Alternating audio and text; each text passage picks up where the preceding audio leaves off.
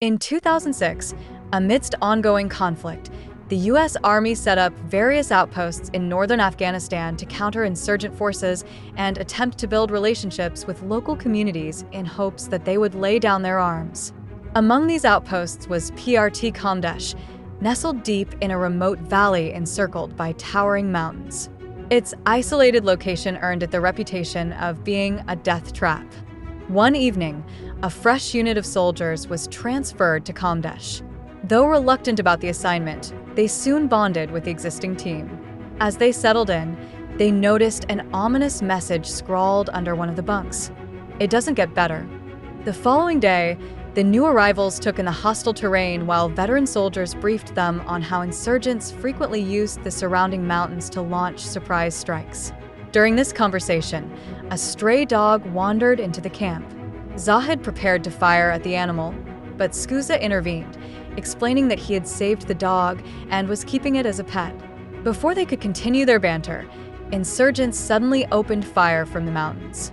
The soldiers scrambled for cover, returning fire while trying to dodge incoming explosions. Their surprise left them low on ammunition, prompting Carter to rush off to collect more. However, he was mistakenly given the wrong ammo and, after some heated exchanges, had to make a second run. Eventually, the team launched a mortar strike that hit its target, earning them a hard-fought victory. In the aftermath, Gallegos knocked Younger down in frustration, chastising him for firing too close to his head during the skirmish.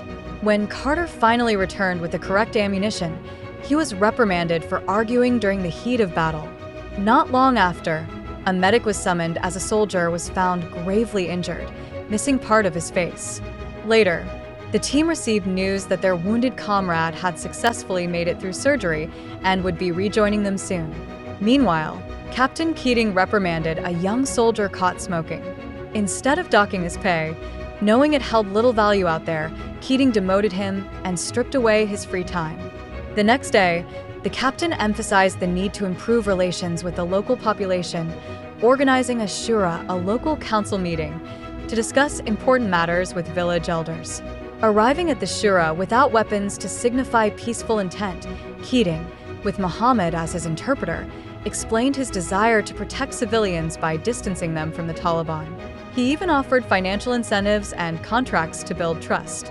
As they spoke, a gunshot residue test revealed one of the village guards had participated in a recent harm. Despite this discovery, Keating and the elders eventually reached an agreement after intense debate, ending in a handshake and shared understanding.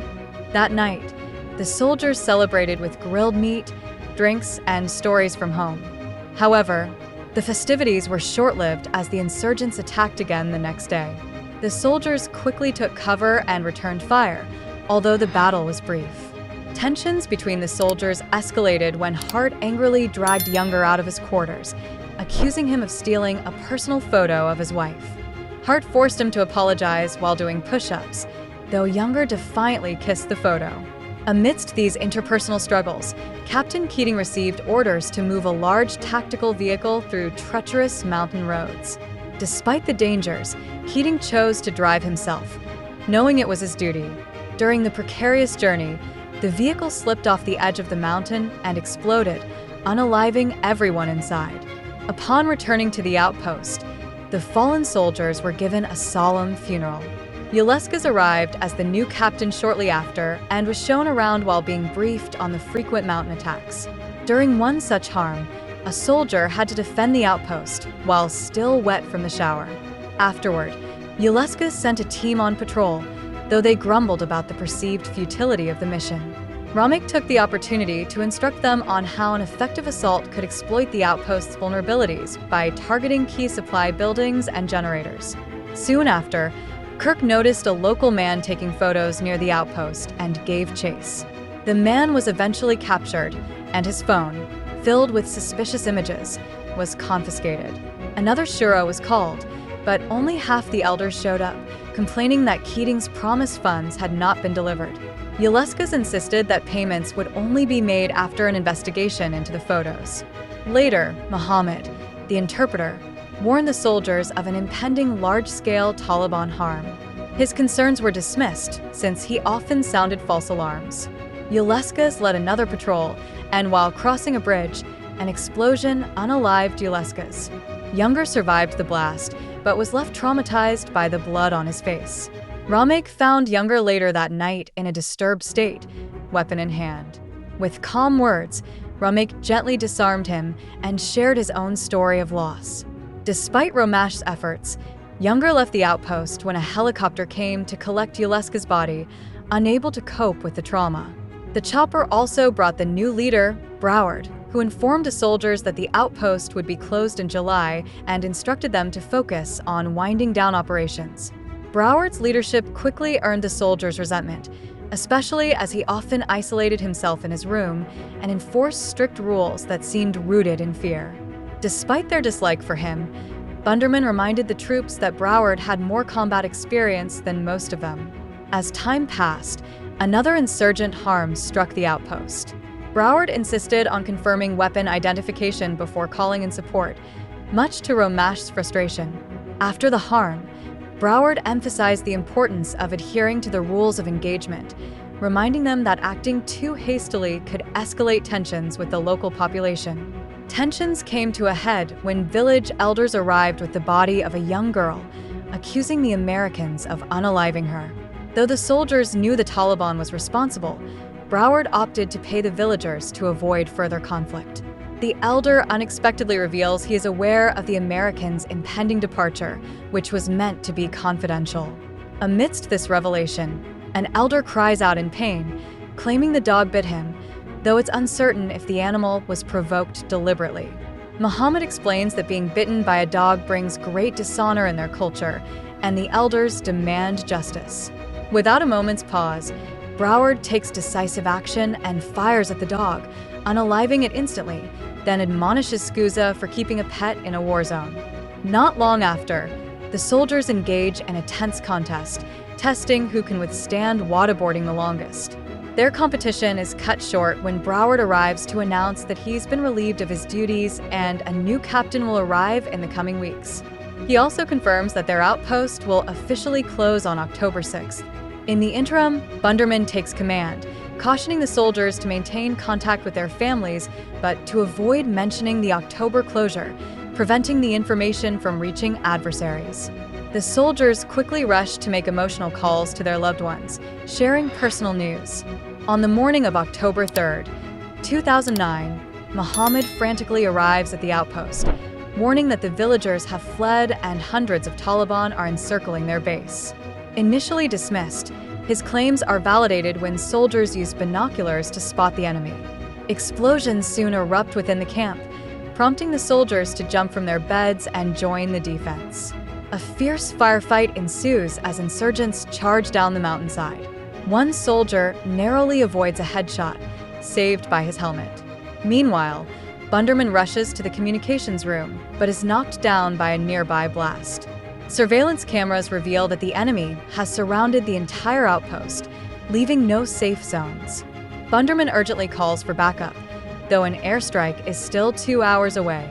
Thompson, attempting to assist, is unalived immediately upon stepping outside. The soldiers scramble to their positions, using long-range weapons and vehicles for cover, all while conserving their dwindling ammunition. Carter heads to the supply room to gather more, but the situation becomes desperate, with soldiers taking shelter inside trucks. Ramek, undeterred, issues orders and returns fire as he moves through the base. Kirk, changing weapons inside a building, is struck down by an explosion and subsequent gunfire, requiring his comrades to drag him to safety. The outlook grows bleak as the outpost's defenses begin to falter, and Zahid, in desperation, pleads with Bunderman for air support, citing the dwindling ammunition and morale. Bunderman, visibly strained, orders Zahid to continue holding the line. In the overwhelmed infirmary, medical personnel work tirelessly to tend to the injured. One soldier volunteers to retrieve Kirk, dodging relentless shots and explosions to reach him. With help, they manage to carry Kirk back to the infirmary, though his condition remains critical. Chaos reigns in the supply room as soldiers clamor for ammunition, attempting to resupply different parts of the base. Skusa is tasked with delivering ammo to a group pinned in a vehicle, but is unalived as soon as he exits the building. His comrades throw gas grenades for cover, but Skusa is dead by the time they reach the infirmary. Kirk, though still alive, weakens rapidly. Carter, loaded with as much ammunition as he can carry, makes his way across the base, dodging explosions and taking cover before finally reaching the trucks. Another soldier joins him as they distribute the precious ammo. Ramek continues his relentless fight, using any weapon available. Despite being wounded by a nearby grenade, he remains determined, issuing an apology over the radio to soldiers trapped in the trucks, acknowledging he may not reach them in time. After regrouping, Ramek and his team formulate a new strategy and return to the fight. Upon learning of Kirk's death, a furious Ramek takes up arms again, determined to eliminate the sniper responsible. As the battle intensifies, soldiers like Hart attempt to resupply their comrades, but they too are struck down. With the Taliban breaching multiple points, Bunderman receives word that reinforcements are closing in. Ramek, however, proposes an offensive strategy: retake the base by gathering remaining ammunition and blocking the main gate. Bunderman, though initially hesitant, gives his approval. In a daring move, Ramek leads a group of soldiers on a counteroffensive, pushing through the smoke. They manage to secure the front gate just as air support arrives, bombarding the enemy. Amidst the chaos, Carter ventures out again, checking the radio to confirm that the airstrike is friendly. With the situation becoming critical, he and his partner carry the wounded soldier to safety. At the infirmary, doctors, running low on supplies, begin using their own blood for transfusions as other survivors join in to help the injured. By the time the new captain arrives with reinforcements, much of the base has been reduced to rubble. Though a few insurgents remain, they are quickly dealt with. The survivors scour the outpost, recovering bodies and discovering Muhammad hiding, ready to claim vindication for his earlier warnings. Upon entering the base, the new captain commends Bunderman for his leadership and informs the group that the outpost will be destroyed the following day. That night, the remaining soldiers gather for a final farewell, singing together as helicopters prepare to evacuate them. As they depart, they witness the explosion that obliterates the outpost, saddened by the news that the soldier Carter had saved didn't survive. In the aftermath, the survivors are decorated with stars for their bravery, with Carter and Ramek receiving medals of honor, making them the most decorated unit of the war. 3 days later, at their new base, the soldiers are finally able to call their families, though Carter, struggling with PTSD, experiences a breakdown during a session with a psychologist. A subsequent investigation concludes that faulty leadership and inadequate defenses led to the tragedy at the outpost, prompting the closure of other vulnerable locations.